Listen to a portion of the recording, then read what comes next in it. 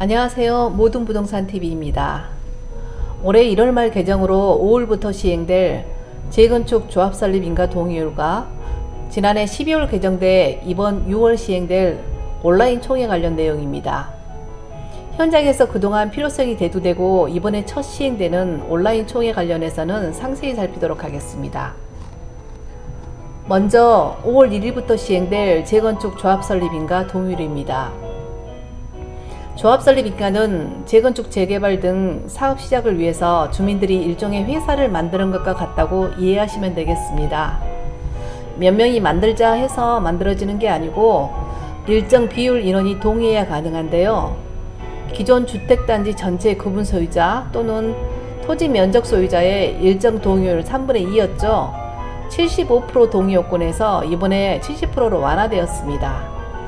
그리고 복리시설, 단지 내 상가 등이죠. 이 내용 중 대통령령으로 정하는 경우에는 가반수가 아니라 3분의 1 이상 동의가 필요하다고 개정돼서 이 부분도 완화 적용됐습니다. 사업지들의 경우에는 마지막 5% 전후 동의율 때문에 1년, 2년 끌어지는 경우가 왕왕 있었는데요. 전체적인 사업 기간으로 보면 1, 2년 이상 그 기간을 단축시켜주는 개정안인 것 같습니다. 두 번째 개정은 분양 신청 기간입니다. 사업 시행 인가가 나면 조합원 각자가 재건축 사업을 통해서 본인이 아파트나 상가를 받느냐 아니면 현금으로 청산받고 나가느냐를 결정하는 기간입니다. 그 신청 기간이 종전엔 사업 시행 인가 고시가 있는 날부터 120일 이내였는데 90일로 단축됐습니다. 90일의 기간을 줘도 분양 신청 안 한 사람이 120일 준다고 신청할 가능성이 낮으니 단축된 90일은 개인적으로는 깔끔해 보이네요. 화면에 보시듯 단 대통령령으로 정하는 경우 1회에 하나여 추가 30일 연장 가능하다. 이 조항은 전과 같습니다. 전체적으로 전보다 한 달 빨라진 거네요. 다음은 신설된 온라인 총회 건입니다. 조합원들 참여 높이고 빠르고 효율적인 의사결정을 위한 변화 목소리가 이제 반영된 것입니다. 앞으로 조합원들은 현장 직접 참여뿐만 아니라 온라인 총회를 통해서도 주요 안건을 논의 결정할 수 있게 됩니다. 기존 직접 참여 총회 방식에서는 조합원이 물리적으로 특정 장소에 모여야 했기 때문에 시간적, 공간적, 그리고 비용적으로도 제약이 많았는데요. 온라인 총회 도입으로 이러한 제약이 줄었습니다. 오해하지 말아야 할 것은 전자투표를 하면 IT에 약한 세대들은 어떡하냐 우려하는 목소리가 있었는데요. 기존에 하던 직접 참석이나 대리 참석 그리고 서면 결의 방식은 기존대로 진행하고 여기에 전자투표 방식을 추가해서 진행하는 것이지 모두 안 하고 오직 전자투표로만 진행한다? 그것 아닙니다. 기존 투표 방식을 유지하되 온라인 투표 방식을 각 조합마다 조합원들 선택으로 결정하는 것이고요. 다만 정비법 제45조 7항엔 조합원의 참여를 확대하기 위하여 조합원이 전자적 방법을 우선적으로 이용하도록 노력해야 한다고 명시되어 있습니다. 이왕이면 해라 이 정도죠. 다만 대통령령으로 정하는 부득이한 상황, 전쟁, 질병 등 특정 경우에만 100% 전자투표로 진행할 수 있습니다. 우리 지역 모 지역주택 사업장의 경우 작년에 직접 참여율을 충족하지 못한 채 과반수 이상 조합원 의결로 조합장 해임총회가 있었는데요.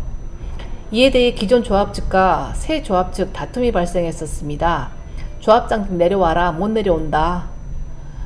이에 대해 구청에서는 일정 프로테지 이상 현장 참여라는 형식적 조건보다는 조합장 교체를 원하는 의결이 많았던 것에 의미를 두었는지 새 조합 측 손을 들어준 경우가 있었습니다.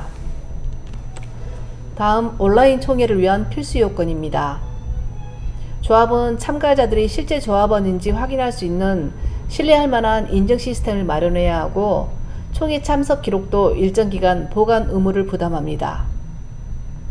또한 조합은 안정적인 온라인 의결 시스템을 마련해서 조합원들이 이용하기 쉽게 적극적인 홍보와 교육도 해줘야 합니다.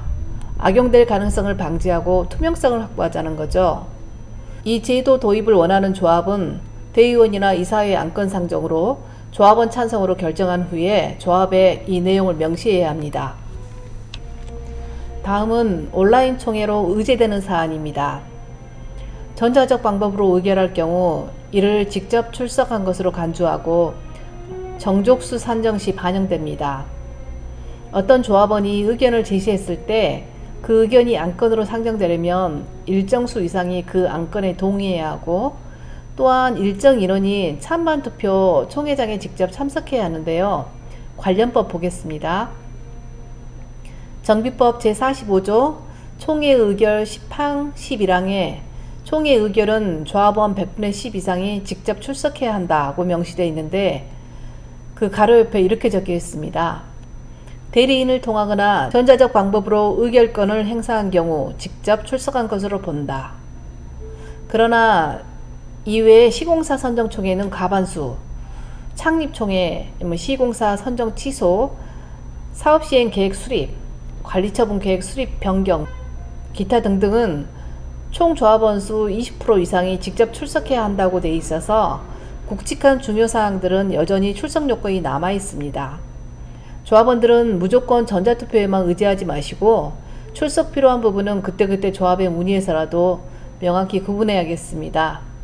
주의할 것은 그동안 주로 했던 방식인 서명결에서는 직접 출석에서 제외됩니다. 이러한 완화된 재건축 규제에 재개발 사업지가 가만히 있지 않습니다. 같은 정비법 적용을 받고 사업 절차도 비슷한 재개발 조합 설립 인가 동의율도 70% 개정을 원하는 목소리가 심상치 않은데요. 현재 국회 국민동의청원 접수 건수는 시작 10일 만에 1만여 명을 훌쩍 넘기고 있습니다.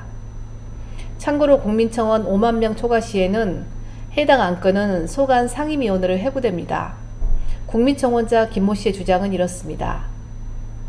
재개발 재건축 두 정비사업의 동의율을 70%로 통일해서 악의적인 비대의 사업 방해를 막아 조합원들이 정확한 정보로 성숙된 재산권 행사를 하는데 목적이 있다. 또한 노후화된 지역개발로 주민들 권익보호를 위함이다. 네, 사업 반대하시는 분들을 제외하고는 사업을 원하는 분들은 당연하고 철거회사, 건축회사, 감정평가회사, 작게는 이삿짐센터까지 반대할 이유가 없는 분들이 많아 보이긴 하네요. 마지막으로 정비사업을 추진하는 조합과 조합원들은 이번 개정안 검토로 온라인 총회 준비를 철저히 해야 하지 않을까 싶습니다. 변화하는 제도를 잘 이해하고 장점을 적극 활용하는 것이 성공적인 정비사업 원인이기도 하니까 말입니다. 이상 모든 부동산 TV 옥기였습니다. 고맙습니다.